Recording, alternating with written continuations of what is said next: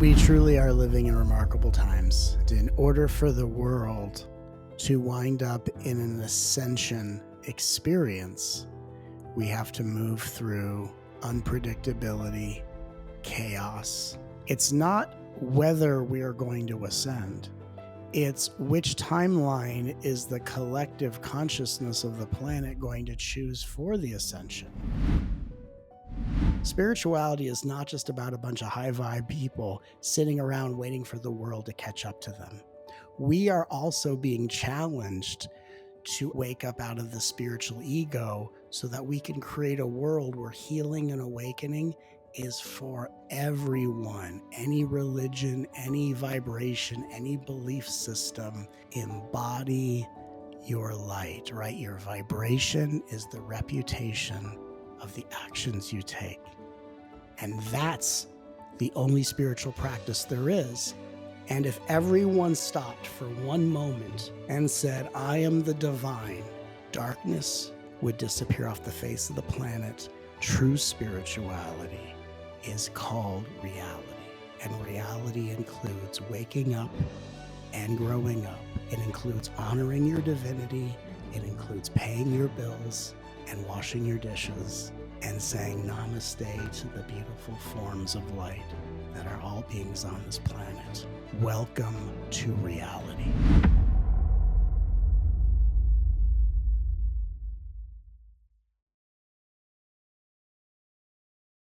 Awesome. Alrighty. 3, 2, 1. Welcome back to the Inspired Evolution. And we have today, inspiring our evolution, Matt Kahn, world-renowned author, incredible spiritual teacher. Brother, welcome back to the podcast. Thank you so much for doing this here with us today. Well, thanks for having me. It's always a pleasure to be here with you.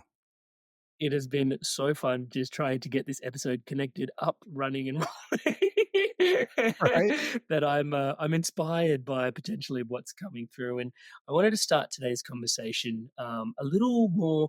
Generally, we talk about more spiritual topics that are like evergreen and persistent through time. But there's something that seems to be happening. Like I've been following your work for the longest while, and there has been this shift that's emerging in consciousness, and you've discussed it. And maybe it's inspired evolution. Things are always in evolution and expansion. You could argue, so maybe that's what we've been speaking to. But it does seem to be something at this particular juncture where we're at in time and space, that something's going on. You called 2024 the quickening. Maybe you can describe that. Maybe that's an access point into the conversation. But I'd love to get your awareness on where we are right now, because it seems to be remarkable. We truly are living in remarkable times. And in order for the world to wind up in an ascension experience, we have to move through unpredictability, chaos, some sense of limitation. Just like when you watch any movie, there has to be some sort of stress or pressure in order for there to be a release. The ascension is the release. We are currently living out the building up of a pressure that's going to lead to that release.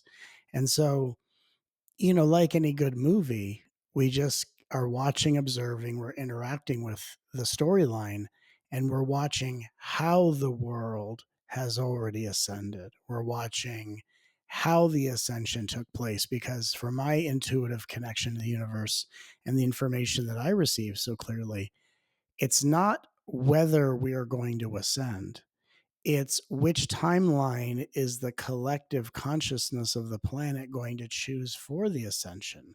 So are we going to choose a roundabout ascension where it's a longer journey with more subtlety, or is it going to be a more direct route with a more intense experience? And I think if we all look at the world right now, we can probably see which one we are choosing. So humanity is going through a rather direct trajectory of ascension. And so right now we have the world on a collective level becoming or experiencing third dimensional patterning in the world, but with greater awareness. So we're becoming aware of corruption. We're becoming aware of greed. We're becoming aware of misleading media headlines. We're becoming very aware of special interest. We're becoming very aware that there are few people that have a lot and a lot of people that have very little. And we are, in a sense, bringing what has been under the rug into greater awareness. And this has been happening in our individual lives, but this is where it has really started happening on a collective level. And things like George Floyd really started to show us this rapid expansion or quickening that I've talked about. I did a video talking about the quickening of 2024. Wish I could remember anything I transmitted. Fortunately, I can't. But what I can say is that we are examining the third dimensional patterning of the world that's been running the world for so long, and we are experiencing it in greater awareness. And the choice every human being has right now is, will we allow this shift to bring us into greater conscious awareness, or will we lash out, shut down, or be buried by our addictive patterns? So we, each of us, are contributing to this quickening of ascension by how we choose to perceive and respond to what's being revealed. And I find it to be a very exciting time. And it also is quite an intense time. And each of us get the opportunity to decide how we're going to live through this transition point. One of the ways I heard you articulate it or transmit it was, yeah, it just feels like we've been having multiple dark nights of the soul, one Oh, after the yeah. other, and we've literally been in the trenches, and when you said that, like, some part of me, like, the pressure on the gas valve came off a little bit, to be honest. I was like, "Oh, it's not just me." Touch wood. Because it has been, as you described, quite an intense time, and it does feel like we're taking, like you said, a bit of a direct route, and that sort of is inspiring, but also, has with it this awareness that, like, hey, get your spiritual warrior ship ready. Like, here we go. Like, get your shields, get everything up and running. Yeah, you were gonna say something. Well, and to that point, most people, and this would help a lot of people who are listening to this, you're not going to be inspired mainly by what you see revealed in the world. You're going to be inspired by how you choose to respond, or how other heroic beings around you choose to respond to the actions of the world. So when I say the world is in a place of inspiration, I don't necessarily mean that when you look at the world, you should be inspired by what you see. What you see in the world is challenging each of us to say, what are the action steps I can take in response to what I see? And how can I be that which I would be inspired to observe in others? And if we can't find that in ourselves, can we train our mirror neurons consciously? Can we say, if I don't have what it takes to be the inspiration I want to see in the world at a time like this, can I actively look for inspirational beings who are leading by example? And by observing them, my mirror neurons become familiar with making heroic choices that are not confused with sacrifice, right? There's so many people that hear, be the change you want to see in the world. Let's be honest with ourselves. Can you make heroic choices right now in the world? And if you can't, that's okay, because that just means you should actively seek out, whether it's stories online or people in your life, whether you know them or follow them, that are doing inspirational, heroic, philanthropic things in the world, that as you inundate your consciousness with beings who are acting the way that you want to bring to this planet, by observing that, you are going to train your mirror neurons to resonate and be attracted to the options in your life that will allow you to be that heroic and inspirational. So, again, it's not about looking at the world as if it's inspirational. It's, am I ready to inspire through my choices? And if not, who can I focus on and allow my mirror neurons to develop a level of alignment and resonance with the type of choices I would like to be able to make at this time in history.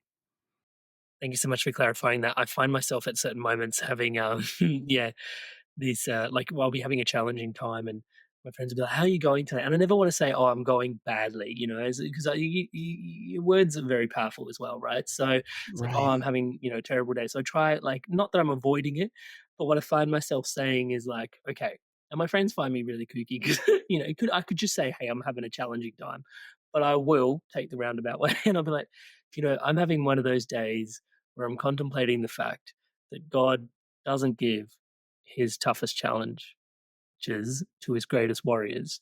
He creates his greatest warriors by giving them the toughest challenges. and, and so that's and I find myself I say that to them and they're like, "Yeah, great, you're having a tough day." it's like, it's like, Well, you "Yeah, know what? thanks." I want to challenge that for a second, just in the name of this conversation, Mm. and because I've actually done a teaching on this. So let me ask you just a question. Again, there's nothing wrong. There's just awareness. If you're having a bad day, what are you afraid's going to happen if your friend goes, "How was your day?" and you say it was terrible? What are you afraid's going to happen? Because because authenticity shouldn't come with a punishment of messing up manifestation. Like if that's how the universe worked, like how dumb would God be if you legitimately were created to have a bad day and you were honest about the bad day, and then the big celestial narcissist goes, "They said bad, give them more of that." Is this how we think it works? Why Well, can't we it's just have a interesting. bad day? Well, going back to what you were saying about mirror neurons, and I appreciate you helping clear this up. This Yeah. is brilliant. Because going back to what you're saying about mirror neurons, I don't want to mirror to myself that I'm a victim. But And does so that make that's you the a victim? trepidation. That's the That, trepidation, so initially. let's challenge this. And I love this, by the way. Mm. If you have a bad day, that doesn't always make you a victim. That makes you an honest person. Like if life is going, like for example, if you see this mark on my face, if you see this right here on my face, my wife and I just got a brand new puppy, 2 months old. Ah! Gorgeous puppy, French bulldog named Congratulations! Penny. We love this dog. Penny! Dog has a little bit long nails. We need to cut these nails, right? I got scratched out of a moment of exuberance. Obviously not malicious. I love this dog. I laughed when it happened. Didn't even know I was bleeding. My wife went, "Why are you bleeding?" Really? I'm bleeding. And we had a day with the puppy yesterday, and it was long. We didn't sleep, and it was a tough, tough day. I'm not victimized by the puppy. I'm just able to say, "You know what?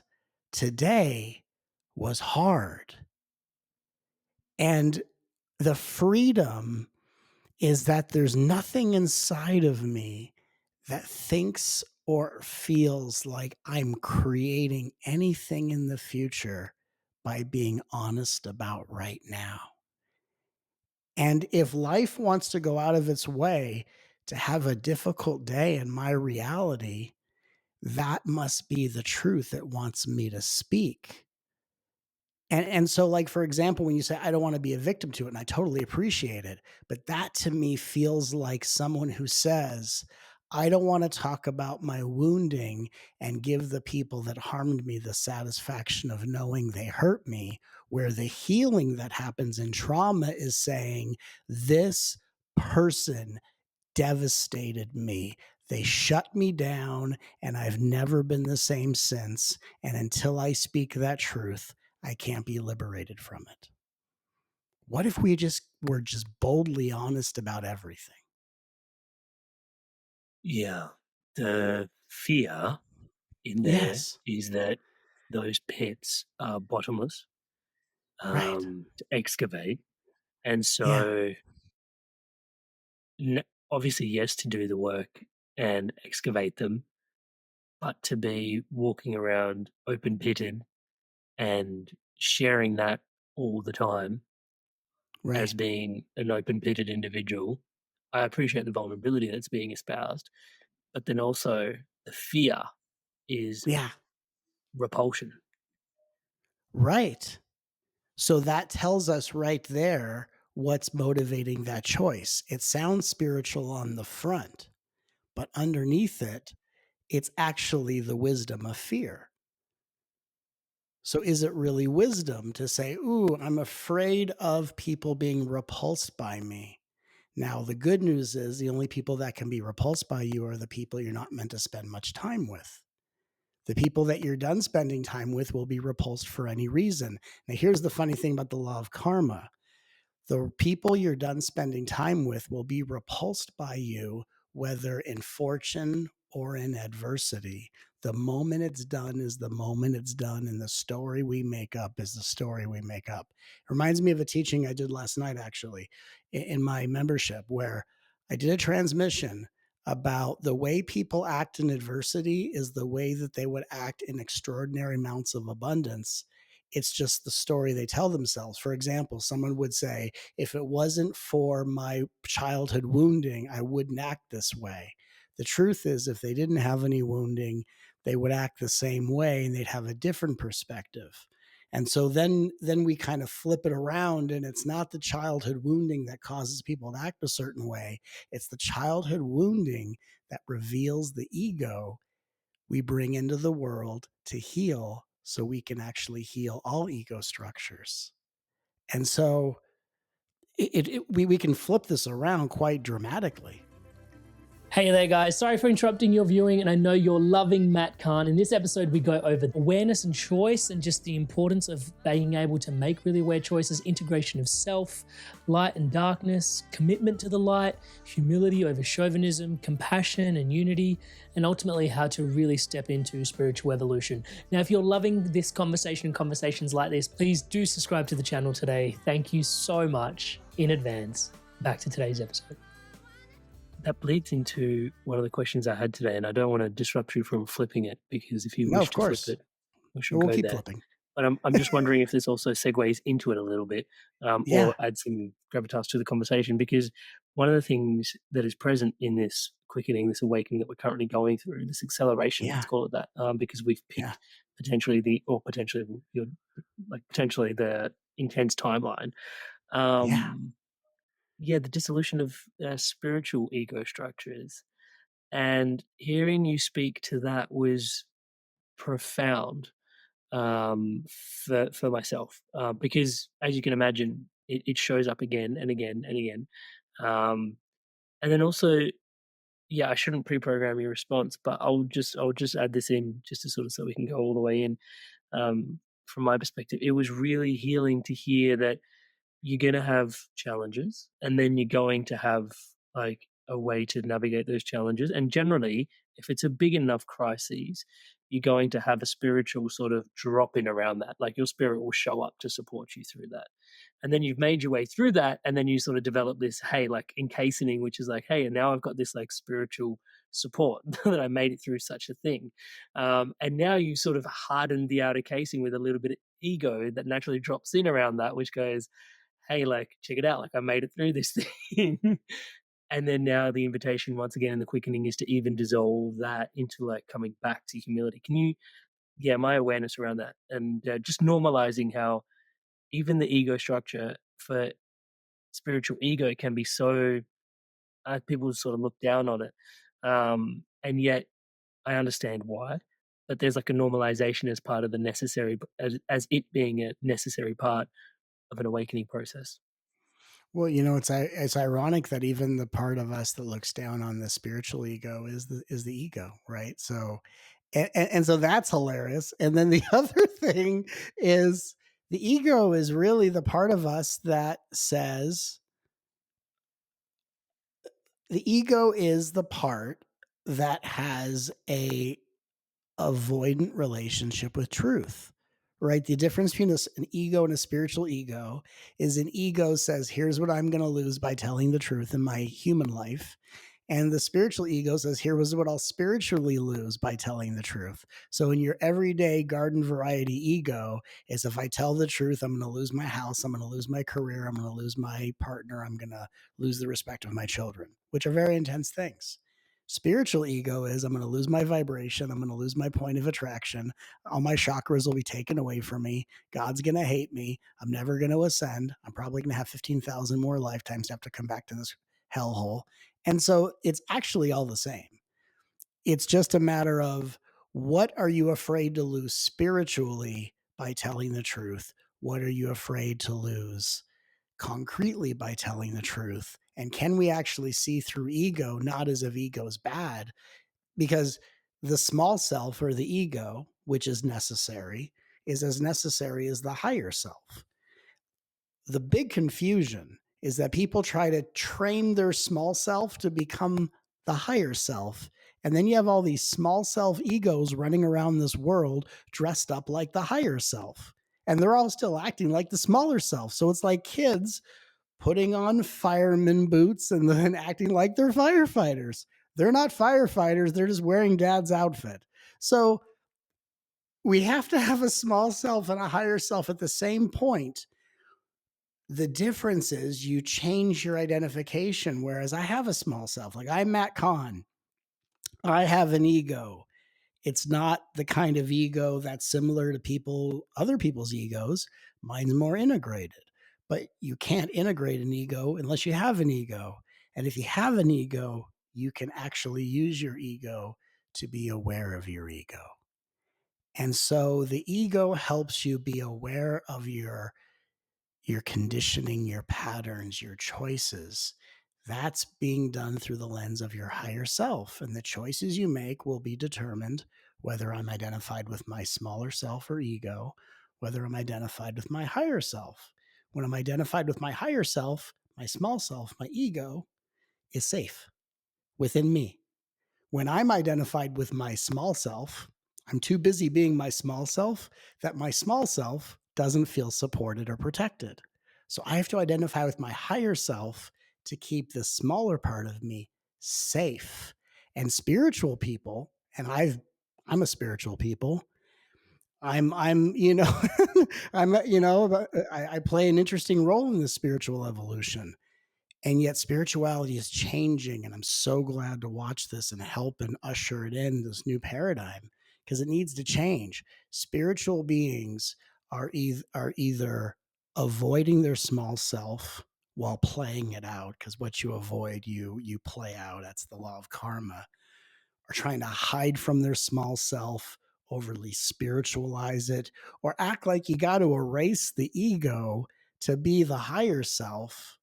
And historically, the people that act like they don't have egos behind the scenes are doing the most egocentric thing to harm a lot of people.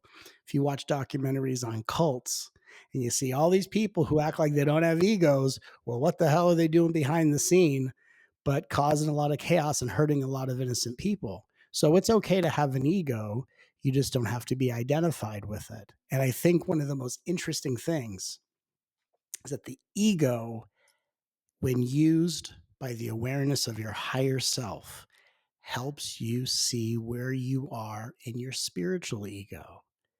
Like if I'm having a tough day, can I just say, someone goes, "Hey, Amrit, Matt, how's your day?" Well, it's fantastic. And today's just tougher than usual. And then my friends will say, "What can I do to support you?" I appreciate you asking me how my day is. I'm actually fine. But thanks for asking. I don't actually need anything. But the truth is the truth. It would be kind of like every day is like a different adventure on a different aisle in the grocery store.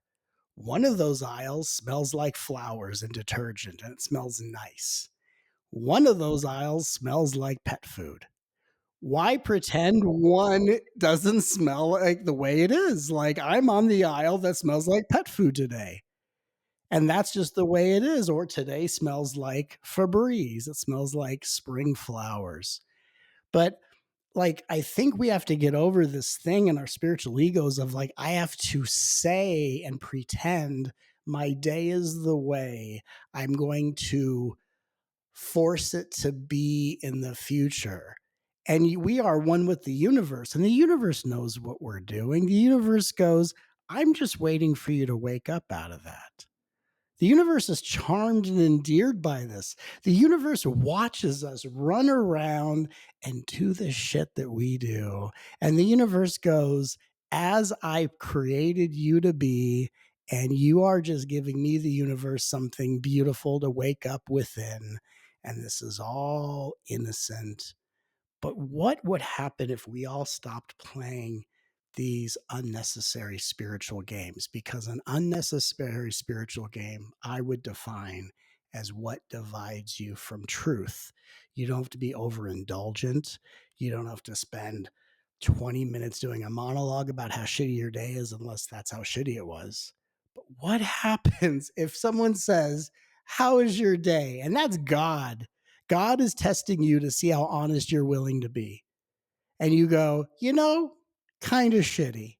And then there's a part of you that goes, oh, I think if I say that, I'm going to manifest more of the same. Well, by saying how your day really is, you're waking up out of that belief. So that's actually a very positive thing, just depending on how we see it. So the good news in all of this is that we're getting to a point in history where having an ego is not a excuse to avoid doing the inner work, and having an ego is also something that's a little therapeutic for spiritual people that have been taught or indoctrinated to be too ultra puritanical, which then makes you just a future foot soldier for the next cult you're going to wander into. There's quite a few threads in there to unpick, and I appreciate you Yeah. clearing that. There's Yeah. Let's start with one of the more inspirational ones. So you mentioned lower self, higher self, and Yeah. the reconciliation of the space and the place of the Yeah. ego through that. And the easy question, I guess, to ask before I get into that is part of what's going on in this current quickening. Yeah. Are these the type of structures that are dissolving? And that's what's helping us accelerate? I would say so. I would say they're not dissolving. I would say they're integrating, right? They're merging, right? And I would say, like, I say small self because for any of us in our lives, we're aware when we're acting out from our youngest parts. Like if you go home and visit your family and you walk in first as your spiritual self, you go, hello, mother, hello, father, namaste to you. You're right. We're all the divine. And then 10 minutes later, no, they started it, right? And we go into that whole Yeah. life is Our so last funny how podcast quickly was it all does about the that. inner child and healing the inner child, so I remember that Right. one perfectly, Right, when the inner yeah. child tries Yeah. to act out spiritual self, boy, universe has fun with that. So I like think of it like small self and higher self.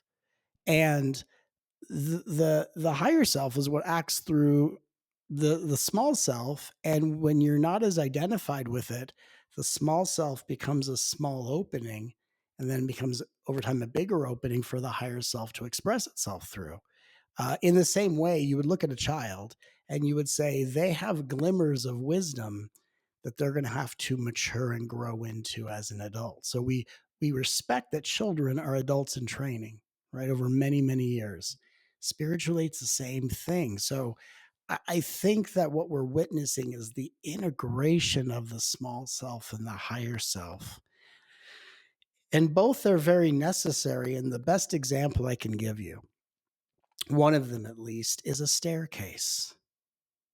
You can say the highest step is what got you to the next floor. But if it wasn't for that first step, you never would have taken the journey to the higher. So if you had a staircase that only had the highest step, how would you get there?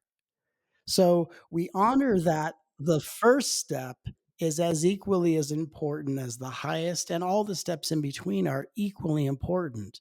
And so I think we're in a spirit where spirituality is being redefined right now, and it's being brought out of the spiritual counterculture. One of the ways I'm going to describe this is spirituality is being liberated from the spiritual special interest groups because In politics, we don't like special interest groups. So we can't have in spirituality, you can't have all this just with the high vibe people because consciousness needs to go to all neighborhoods, right? If we're all just going to hang out in the high vibe, we're not spreading the light where it needs to go.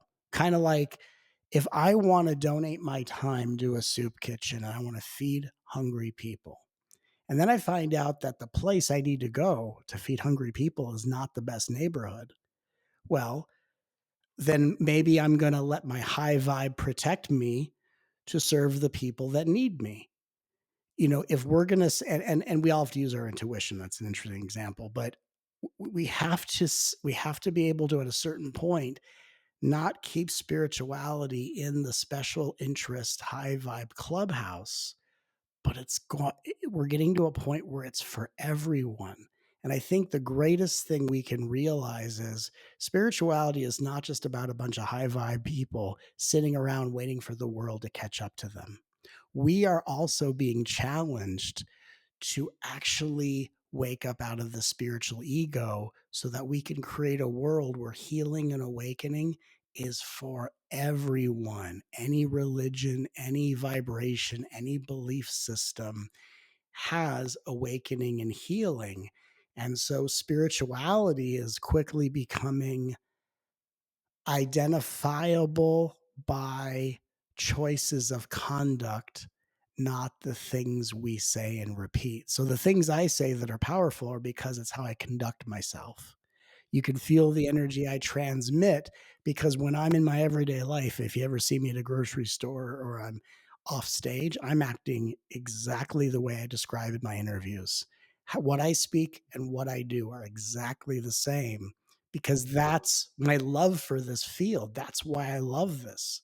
And that's where this is all going, that the people that are going to lead the way, and there's more, there's many in this world, are those whose words and actions are congruent. And that's what's here to inspire the world. And it's going to make spirituality universal. And that's how we're going to manifest heaven on earth. Truly. Hey, your Inspired Tribe. I want to take a quick sec. I wanted to share something today with you that is really dear to my heart. And it's actually what keeps the entire ecosystem around the Inspired Evolution thriving, my one-on-one coaching. So it's basically coaching that helps you live a spiritually aligned life. I coach people from all different types of walks of life. These people are leaders and they're looking to have an incredible spiritual impact in the lives that they're leading for themselves and then also lead in alignment to their values. Now, you don't have to take my word for it. Here's a few people that have also transformed through my coaching, and here's what they have to say. Amrit is a fantastic coach. In a few sessions, he got to a depth that I'd only experienced before working with certain medicines. He's gone through a lot of the struggles that you're probably facing. Then my corporate banking job wasn't really doing it. You feel like you're not making progress towards your goals. And Amrit's been a really strong, supportive figure in my journey. I'm more in control of myself. I'm kinder to myself. I actually have that vision and a purpose. I do feel like I'm a better version of myself already. Amazing energy. He was easy to talk to, which made me easy to trust him. Working with Amrit at 9 o'clock on a Saturday morning, and really I was bouncing out of bed. Whenever I get off the calls with Amrit, best money we've ever spent. I would not recommend him because I don't want everyone to know about him and then I won't be able to book him. If he gets too busy, I won't get my turn. I would say absolutely. There's no way you can work with Amrit for a period of time without being transformed. So if you're considering him as a coach, do not hesitate because you won't be disappointed. As you guys can see, there's a lot of people all over the world from all these different corners experiencing incredible transformations. I don't think, if I can say humbly myself, that there is anything quite like this somewhere else online. Most people that, have channels that, grow and grow and grow don't really focus on one-to-one offerings. I have just found that it is the most profound space where you can bring yourself in a private container and really just share what's going on for yourself. And if you want to book in for that call with me, touch base, it's www.amrit.coach/life. That's www.amrit.coach/life. There is a link in the show notes below to book in that call. And yeah, if you want to take your journey further, if you want to dive in deeper and you really want to live a spiritually aligned life, if it's for you, please do check it out. And without too much further ado, once again, for your spirit, for yourself. today's podcast. What's precipitating for me is how personal truth, actually every grain you put into that sort of container is expanding your field. It's kind of what I'm hearing you share in this moment. And I heard you in one of your transmissions share. I found this just a really interesting way to have it described. Is that at the moment the light is doing its thing and the darkness is obviously doing its thing, and yet the light is really coming through to help save the darkness from itself. That's right. Can you unpack that a little bit further for us at this juncture? Yeah, the darkness is a manifestation of the light, but it's the part of the light that doesn't know itself as the light. The darkness is in a self-destructive pattern, and the mirror of its own self-destructive tendencies is how destructively it harms and hurts others around it. And so the darkness can't ever have enough to control. And when there's nothing externally for darkness to control, it has to turn on itself, which is why darkness will never be powerful, because darkness can't use unity consciousness to get its agenda across, because there's too much. The darkness, if you talk about a secret society of board meetings or whatever is happening, you have all these groups that splinter off and turn on each other because darkness can't pull off unity consciousness. That would require compromise, and that would require listening, and that would require thoughtfulness. That's not what darkness is. Darkness is mayhem. Darkness for like 5 minutes can pull off organization. And then it's like, what's happening over here? So darkness is always battling with itself, which is why the reason why things seem so secretive is because no one has their shit together. And once the light in human beings assembles in the same direction to say, look, we can all believe different things. We can all come from different cultures. We can all come from different religions. We can all have different pronouns. We can all have all the different things we have. If we agree on inclusivity, acceptance, and humanitarianism for all beings, and if we agree that healing is equally for victims and predators so that our world can be a safe place. Once we agree on that, right, the light of unity assembles in a large number of people. And what the light is here to do is to free darkness of its own inner torment. It's here to free darkness of a dream it doesn't know it's dreaming because it's too busy trying to control it and pretend it's reality.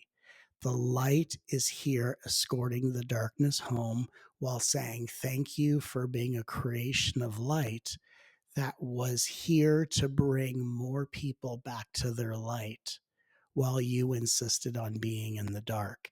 And as we reach a point in this world where people are aware of their light, they're not turning away from their light and making choices that are in the light are more of a desire and not a sacrifice, we won't have a need or anything more to learn from darkness, and darkness literally evaporates off the face of the planet.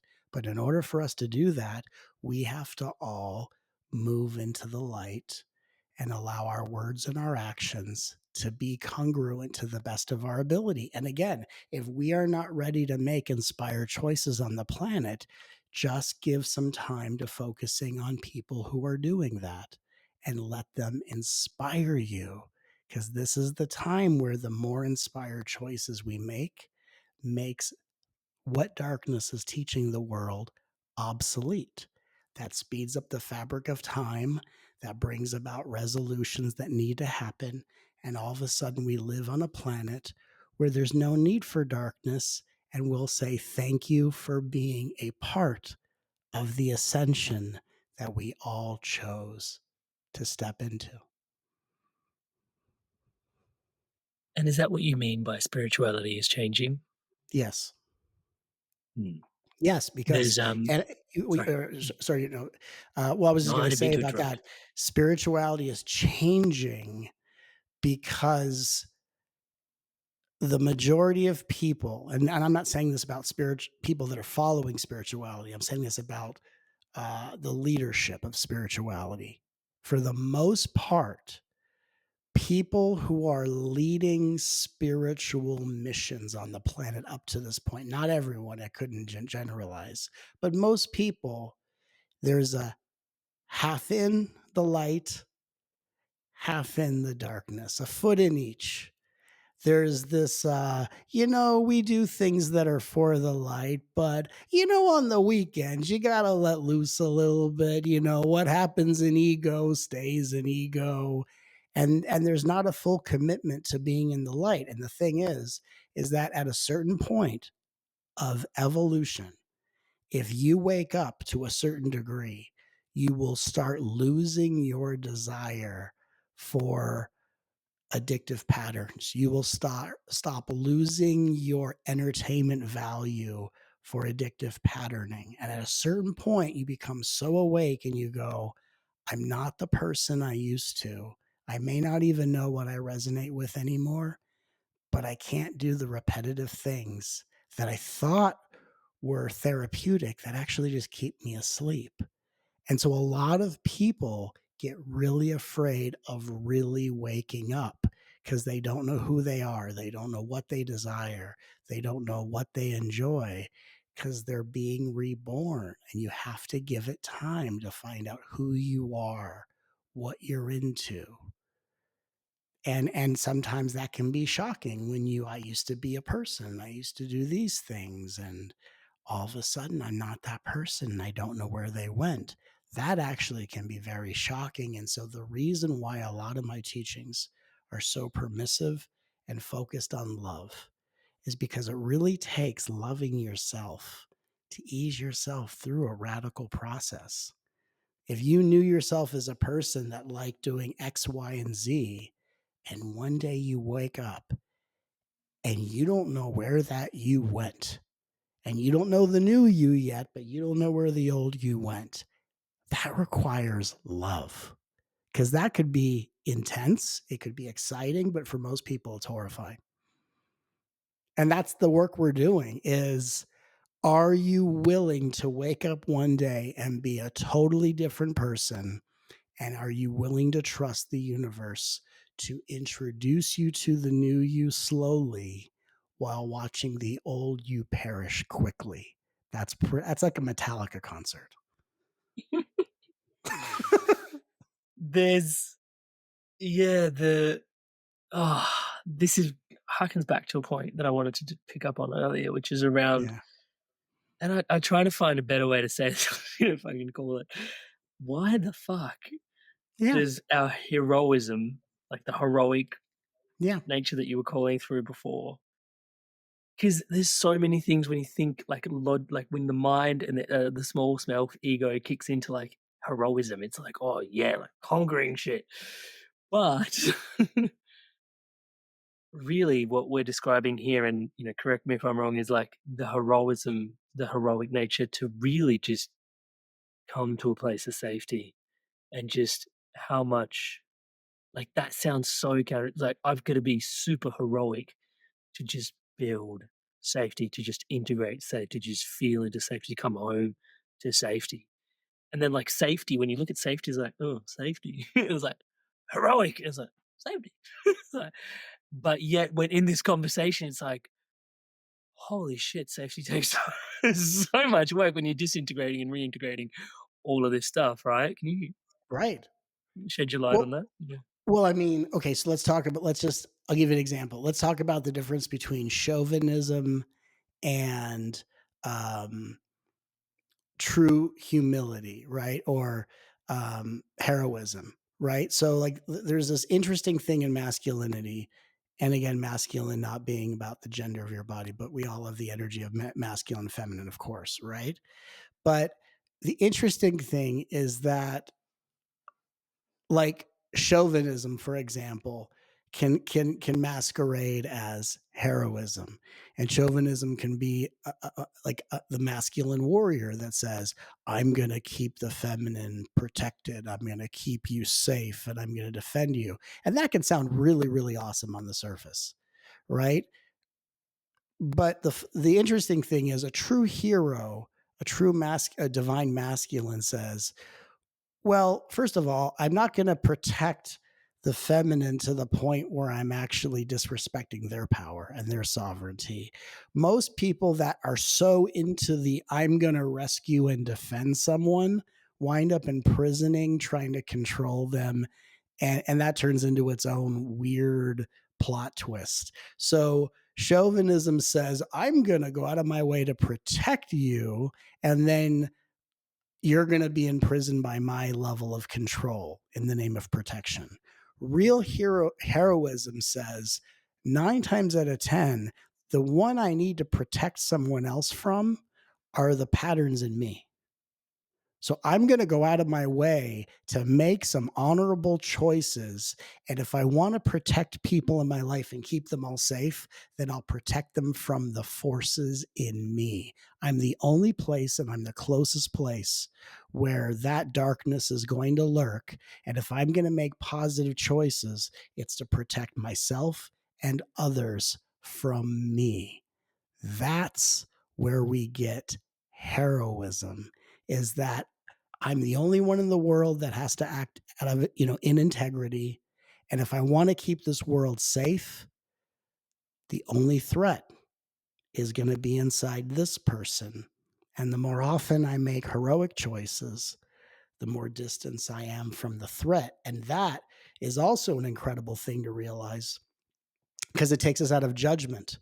Because most people spiritually judge people that do, like, say, criminal activity or do all sorts of things. Narcissists, everyone's a narcissist nowadays. There can't be all these narcissists. There's not that many of them. But people judge, and they look down on people's behavior, because the judgment is to save the people who judge, because the people who judge are trying to be distanced from those other people's behaviors. What humility says is that there's only a certain amount of circumstance, there's only a certain amount of opportunity and intention that divides me from someone I'm willing to judge. And if I can admit that what someone else does to hurt another person, I'm equally capable of, I can actually feel good about the choices I make to be a different human being. We are capable of creating. We are capable of destroying. We are capable of destroying what we create, or creating something miraculous out of some form of destruction. And if we are willing to be heroes, we can look at someone who is doing devastation to themselves and other people and say, this person is hurting, and may I pray for their salvation as well as the people they're harming. Because if I pray for and if I intend the healing for all beings, we break the cycle of separation, duality, catastrophe, marginalization, trauma, and harm. But in order for me not to hide behind a spiritual judgment, I have to look at people who do atrocious things and say, if I had a different upbringing, if I had a different experience, it would be shocking to see that we're not really that far apart. And if I can really honestly say that, I can support the healing for all beings, and I can actually give myself a chance to feel good about the heroic things I do in this world, which actually then inspires me to want to do more heroic things, which means I'm speeding up the fabric of time and bringing more heroes to the planet. So it's really interesting how, if we want to keep this world a safe place, who do we have to protect ourselves and the world from? Ourselves. And that's why our choices really matter. And when we have spirituality that is using spiritual ideas to help us BS ourselves and to have one foot in, one foot out, we're done with that. The world's hurting too deeply. The world's in too much of a legit, for real precipice. We don't have time for that anymore. And thankfully, the only spirituality that's going to survive this is what's real, is what motivates each and every one of us to actually make choices that become the inspiration we want to see in the world, and we're no longer concerned with hardship or, sacrifice. We're too excited to be a part of the change. And instead of judging people who act less, we have compassion for their journey. And by us choosing higher, we lift everyone up. Thank you so much for I look at judgment as a razor. It Yeah. really just like cut things Yeah. up, and then oh yeah, that's over there, that's over here. And I really appreciate what you're saying about, and this is Yeah. like the into like the I don't want to call it a forced integration, but it kind of does feel a little bit like that. Like, we can't really do this is the stuff I do during the day. And then I spend my time sort of in my practice being spiritual. And then I, back to my day. And then there's my practice being spiritual. And then like the integration of the two is being like, maybe, and that's the quickening as well. And in there, one of the questions I had to ask you today was 3D, 5D. Because we're kind of, what do you like? I hear you say this a lot, and to me, intuitively, it makes a lot of sense. But I think just to unpack it a little bit, like, because we do have that 3D self, and then you refer to this 5D self. Is that back to like the smaller self, bigger self you were referring to before? It seems slightly different, but yeah, can you unpack that for us? Just a little bit, what's going on there, and potentially what's changing for humanity as we go from 3D to 5D?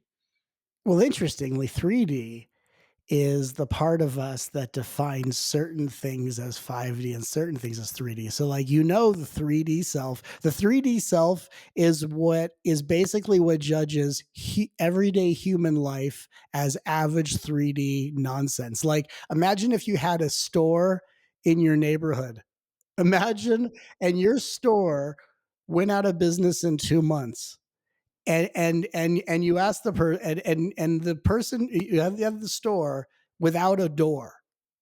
Oh no, we don't have a front door. That's too 3D. Well, no one could come to your store. That's why it went out of business in 2 months. Like that's 3D horseshit, right?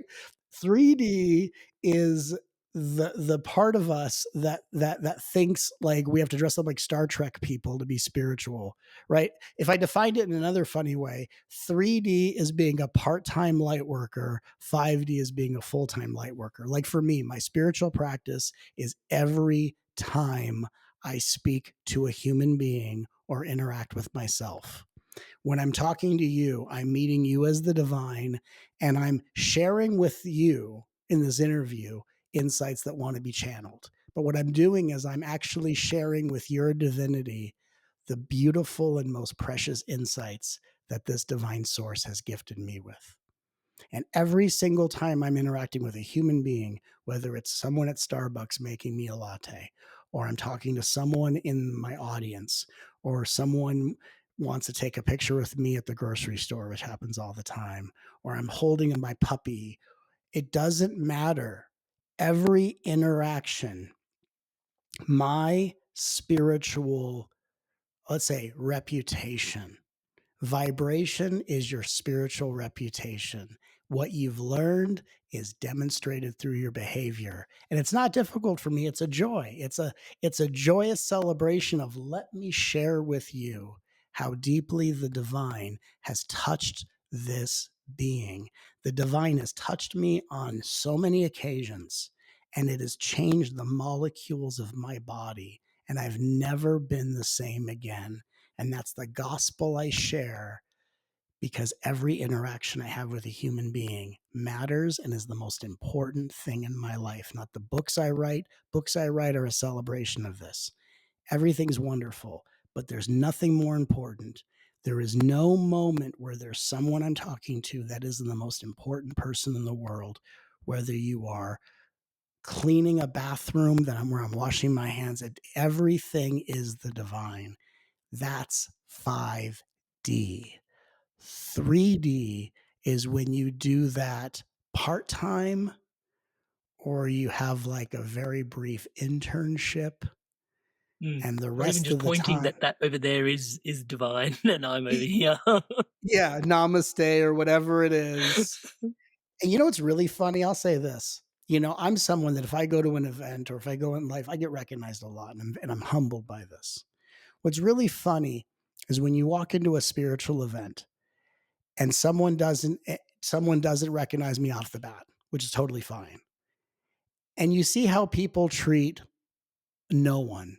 And then they realize I'm someone, and you watch that shift happens. And I think that people say, "Oh, I didn't know it was you." Well, it's the divine, whoever it is. Why all of a sudden does it, "Oh, I didn't realize Matt Kahn was here." Do you know how weird that feels? Like, I don't want people to like, I want everyone to be treated this way. And like, so I find it, this whole thing, and it's been like this. Again, spirituality has been the source of my greatest discoveries, and has been one of my greatest love affairs, and will always be that way. And for a lot of us, there is so much good that comes with it, but the nonsense needs to go, and it's been here for way too long. We're just getting to a place in the world where things are just too real for it not to be. Why are we here? What is this really about? And how much can we give of ourselves to then cause the external part of reality to reflect our light back to us? And we're living in a world where so many people need help, inclusivity, greater resources, that it gives the light we shine something tangible to transform. If not now, when? If not now, right? Like, this is the time. And it and I just feel with all my bones, and I'm watching this happen in so many spiritual communities. We're getting past the superficial costume.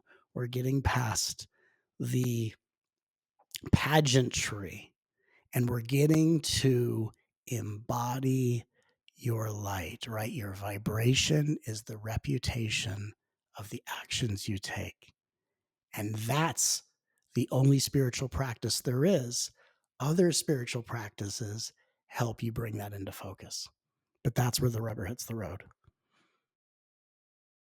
And so it really comes back to choice. One of the questions I'm going to try and ask the question from down here in 3D, but then also it's about 5D, and I'm conscious of that is the divisive razor again, of judgment. However, permit me the permission to go ahead and do this. Are you when you're going through that, are you identifying as, when you're carrying this awareness, are you identifying as divinity? Are you identifying as light? Like, because we're making small choices down here, but then also, like, having an identity or a perspective can be super supportive in terms of, how that sort of precipitates down here. So what do you identify as, Matt, in those moments? Is it divinity? I've heard you use the word divinity. I've heard you use the word light.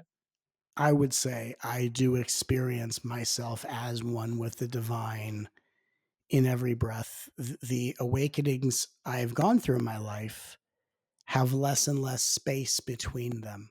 And you get to a place where there's just nothing but constant revelation, constant embodiment, which in certain traditions, they'll call that Narvakalpa Samadhi, which is a living meditative state, which means ever being, ever becoming.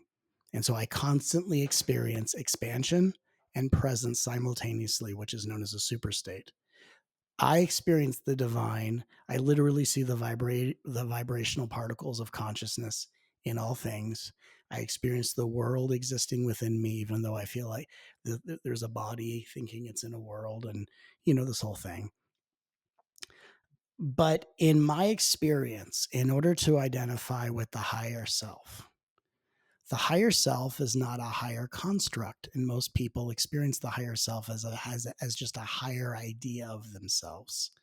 So for me, my experience of being the divine and identifying with the divine is not limiting my experience of divinity, which is not a choice I made. It's that every identification I've ever had has literally just disappeared and fallen away. And so what I find to be kind of the energy is no identification is the highest identification, because if I were to say I identify with the divine, I'd be identifying with a higher idea about divinity, which would just be a bigger costume my smaller self would have concocted. But I literally don't feel a specific identity. Like, when I face you, I don't see my face. Other people do. I don't see my eyes. I'm just aware and I'm having this experience of divinity. So for me, I don't experience identification. Like, for example, and this is a true story, as everything I say is. I mean, just our words are so funny, right? Like, it'd be like if I said, "Let me be honest for a moment." But a story was, I was at a group of people. I was at lunch one day with some people, and then we were talking about things. And this person was kind of going, had their little went on a little bit of a share about men. And I'm just listening. I'm fascinated, totally fascinated. And she goes, "No disrespect." And I said, "Oh, no, no, I don't actually, I don't take respect, or I don't take disrespect from that, meaning I don't disidentify with being a man, nor do I have a big identification with being a man." Right. So if you talk about men, you're going to talk about the men in your life that aren't going to include me. Right. If you talk about a Caucasian person, well, that's just a character I'm playing. My character happens to be Caucasian. And the beauty of identification is I get to play this character called Matt Kahn, right? This is the wallpaper that the divine wants to shine through. And every day I get to give people a course corrective experience of whatever trauma white dudes or dudes brought to any person or their lineage. So I get to legitimately give course corrective experiences and help show people that around a white person or a male, you're safe when I'm there, which is actually something I take very seriously. But I don't disidentify with gender or culture, nor do I really heavily identify with it. It doesn't inform any choices I make. Like if we go to lunch and the server says, "What do you want for lunch?" I don't go, "Well, as a Caucasian male, I'm gonna have to." It doesn't inform anything for me. It's part of a course correction thing I'm doing on a societal level to help heal racism and all these things that we have the chance to do. But and then when it comes to divinity,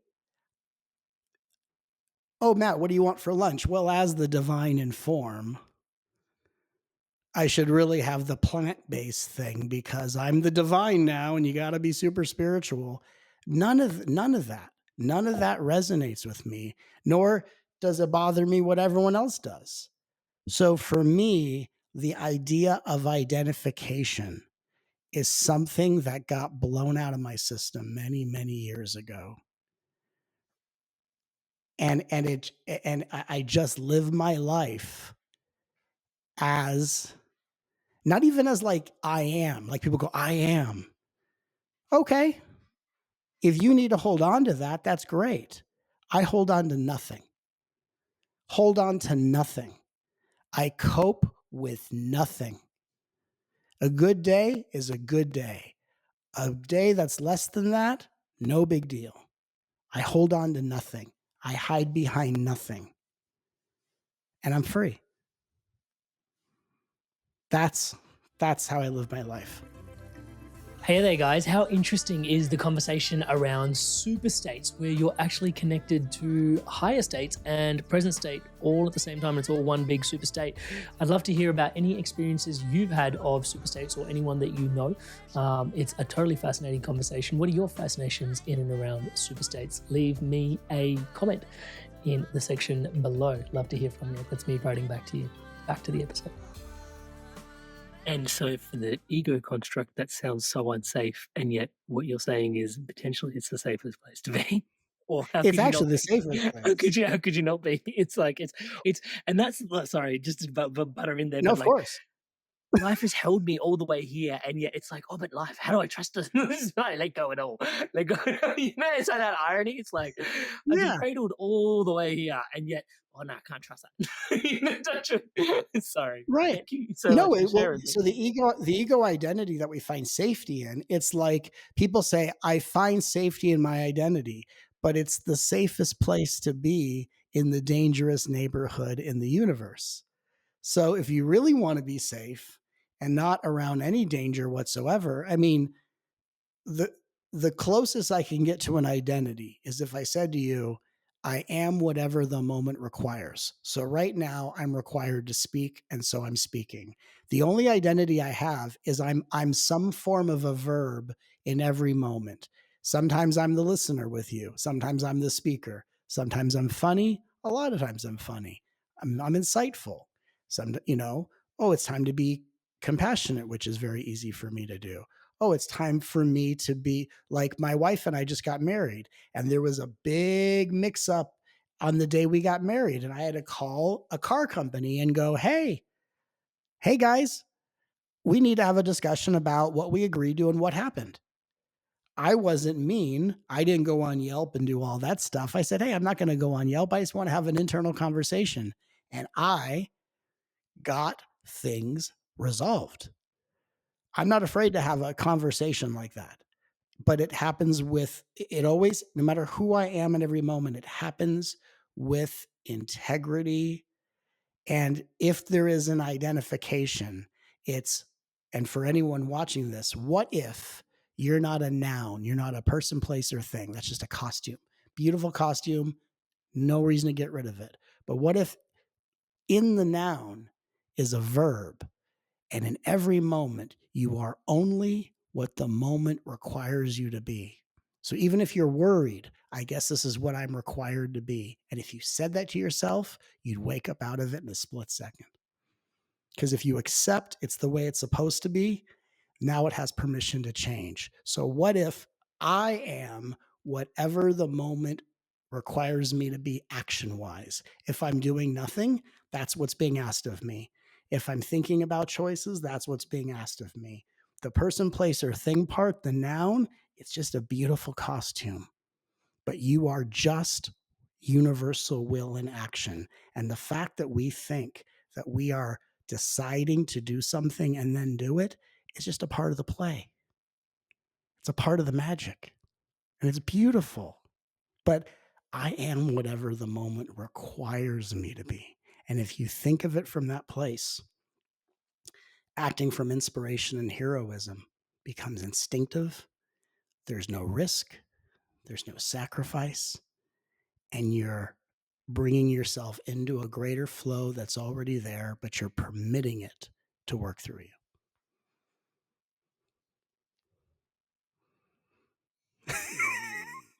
My question today that I wanted to close on, but you've already answered it, was going to be, how do we go about integrating this? It feels like all the spiritual teachings that are coming my way at the moment are just that we've got this personality, and we've got divinity is, and just trying to line up the aperture of the lens to sort of let the light just shine the fuck through. So it's part of my French, but yeah, seriously, just woof, just shine through. And I think this whole episode you've just been articulating how to do that. So that was going to be my question, but I think, is there anything left unturned that you would like to just add in before I let you go today on that? Well, I mean, the greatest invitation you gave me was like, okay, so then there's the control pattern is still trying to line up the aperture because like here's a question. Not what am I, right? Not what am I? When am I? Because that's the whole spiritual ego is I've got to do all things a certain way. What makes this moment not it? Like what makes this like as you are right now? And here's the funny thing, just because you're not feeling bliss and having neuroepinephrine or DMT surging through your brain and you're not rolling around in an ayahuasca ceremony, is that what we always need in order to be the divine? And so then we uncover one of the greatest realizations. The ego always needs to control the mind and control the emotional body in order to say, I'm now it. But if we want the divine to fully live in these bodies, we're always divinity. And then we come to this thing that says, well, not all choices are the highest divine order. But if you first accept that you're always the divine, That's what gives permission for all of your choices to be in alignment with divinity. We think we need to be in our egos and control our choices to make sure people don't get hurt. If you accept you are always one with the divine, your choices will start being more in alignment with divinity, which means more inspiration, more heroism, and less control and micromanagement. And that's how the spiritual counterculture is radically disappearing off the face of the planet, because the divine is already everything. And if everyone stopped for one moment and said, I am the divine, once, or more people on the planet did it, darkness would disappear off the face of the planet, and climate change, in whatever way it's really happening, would reverse itself. And so really, if we allow the divine to be everywhere, everything's included, and even the insidious things that are heartbreaking is just waking up more light and more beings. When we fully accept the divine is what we are in every breath, that's when we start bringing that divine remembrance more into this world, no matter what we think or how we feel. And that's when we wake up out of the biggest spiritual delusion. And what I want to just end with is this, is that religion was man's attempt to glimpse spirituality. Spirituality is man's or woman's best attempt to conceive reality. So new spirituality, true spirituality, is called reality. And reality includes waking up and growing up. It includes honoring your divinity. It includes paying your bills and washing your dishes and saying namaste to the beautiful forms of light that are all beings on this planet. Welcome to reality. Those that want to go deeper, I will put a link to the documentary Heal by Love and your website if you want to join membership. Matt, how does one thank you, thank the divine in you, thank the light that shines through? I don't know. I want to thank you for today's conversation and transmission, and yet it pales in comparison to how I really deeply feel. Yeah, man. Thank you so much for sharing yourself so abundantly, so generously here with us today. And obviously it's your life's work. It's, and then your is a word that then also dissolves, but nonetheless, it is your life's work that really pours through you in these conversations. And yeah, just thank you so much for sharing yourself with us here abundantly. And I'm just so grateful for you. Thank you. Likewise, and I want to say thank you to you and everyone watching, because, there's so much that pours through me to be shared, but without everyone who is here watching this and without you inviting me onto this platform, that purpose wouldn't be as actualized. So I offer what I offer in faithful service to all human beings. And I say thank you to the divine of every being watching this, and thank you to the divinity of you, for it is you who gives this purpose a place to land. So I am truly humbled and grateful. I love you. Thank you.